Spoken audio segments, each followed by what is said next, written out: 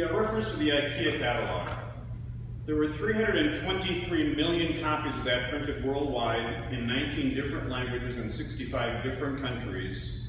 And yet, today, with that amount of penetration and market awareness, still most people have never heard of augmented reality. The average reaction is going to be, what? I was at a closing at a bank last Thursday, a real estate closing. And it was an older couple in their 70s, and we get done, and the lady says to me, so what are you doing next week? And I said I was going to a conference in Washington, and I was speaking on the topic of augmented reality. And she said, what's that? We're at a bank, we're in a conference room. There is a printed poster advertising various banking services right there in the conference room. So I point to it and I said, what if that poster could come alive and start speaking to you via a video or in some sort of a game fashion? And she said, get out of town.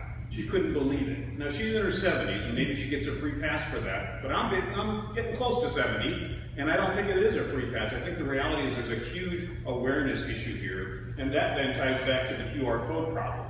The QR codes that came out, most people would call those things ugly. They have in fact been used in a lot of different kinds of packaging, as Cindy mentioned. But one of the problems is that designers, and there are some designers in the room here today, designers find them to be a distraction. Where do they put the damn things? I mean, there's only so much room on a wine label. This QR code problem takes up design real estate. It's a big issue for designers, and let's be honest, they're ugly. So, what about this thing called near-field communications? Well, Cindy touched upon it. It's being used widely in packaging, particularly in terms of tracing and trackability of packages, and also for safety reasons. People want to know that the pill they're about to take for their diabetes or whatever is in fact a safe item.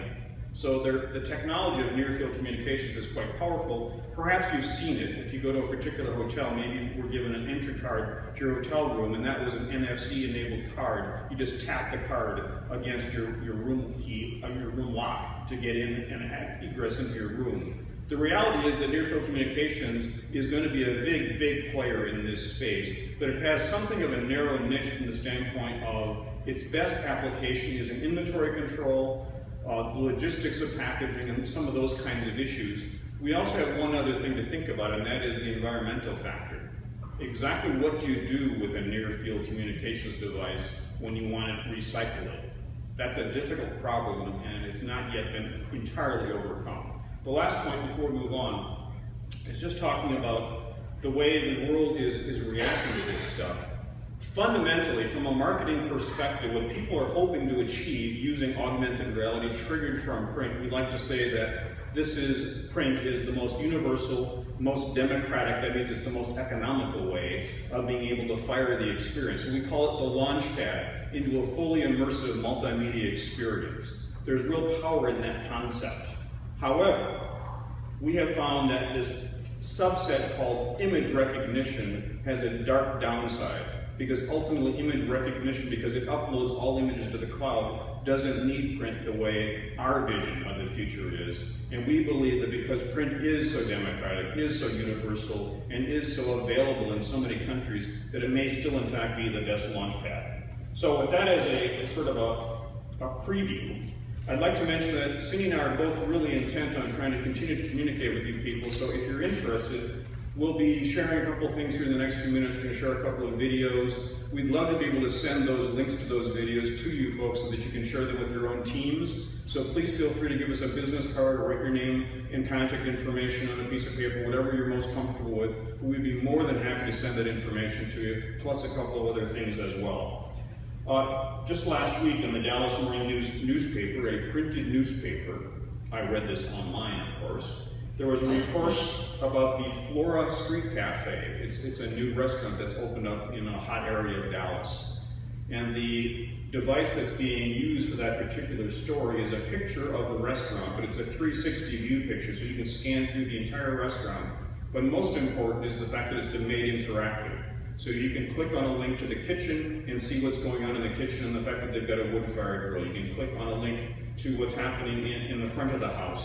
It's a very interesting way of introducing people to the restaurant experience without having actually been there. And if you think about it just in your own experience, what is this all about? This is about engagement. You're trying to find a way to make the new restaurant seem more approachable to people Augmented reality allows people to build in engagement into simple things like just a printed photograph. It's a really powerful tool. So, we're going to move on and talk about some of those very things.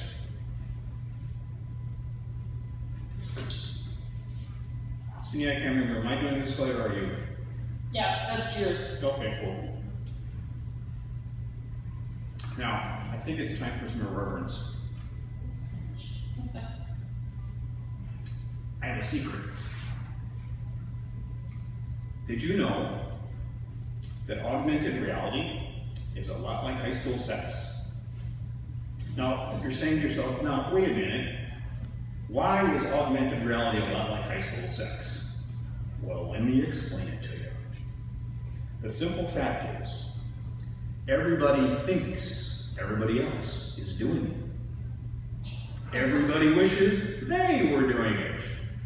But in point of fact, almost nobody is doing it, and those that are doing it aren't doing it well. That's why it's a lot like high school sex. And that is actually very true. There's a huge opportunity here, and people are not taking advantage of it because the platforms are relatively easy to use, they're relatively user-friendly, and the amount of engagement you can stimulate with your customers, your teams, your bosses, your constituents, your markets, it's just absolutely enormous. And the reason that Cindy and I are here today is that we did a presentation for the national, I guess it was the government printing officers across... The government publication office, yes. Thank you. So we had people in that conference from every place like the Denali Forest up in Alaska to literally some of the smallest U.S. Forest Service outposts. And they're all interested in trying to find a way to build engagement with the National Park Service. And if you think about it, that makes perfect sense.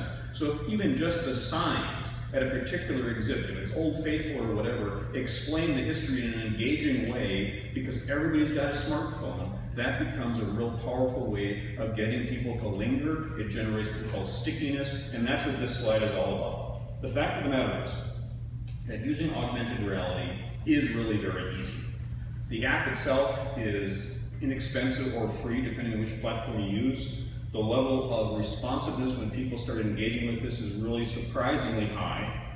The execution that we've just been talking about, engagement as being the critical point here, that's all we can really hammer on for all you nice people. The idea is don't try to outdo yourself here. Start small. Cindy made reference to the quote from the VC guy, the venture capitalist guy, earlier this morning. That was a quote from just 2 days ago.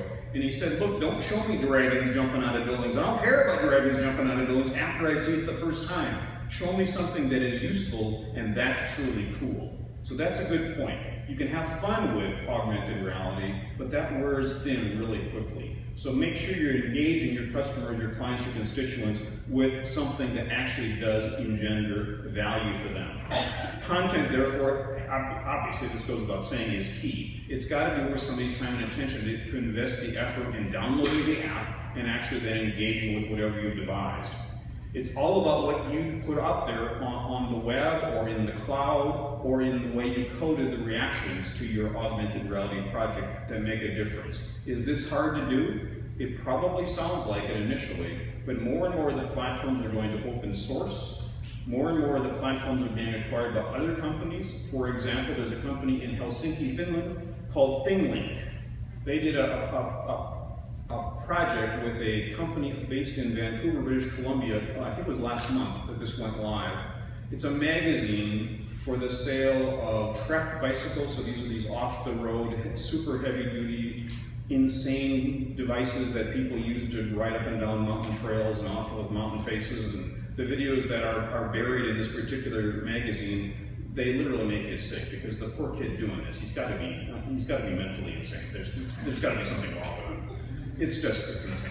Anyway, the bottom line is that that particular magazine has found a way of showing what its bicycles are all about by embedding videos, by embedding additional content, by showing exactly how the machines themselves are constructed.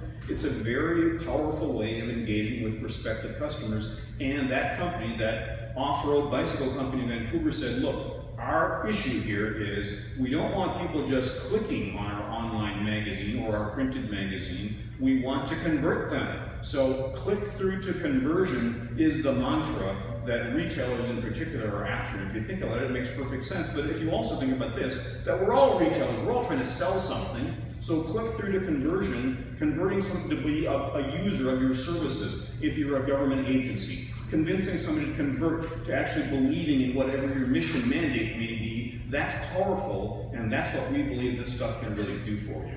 Okay, moving on.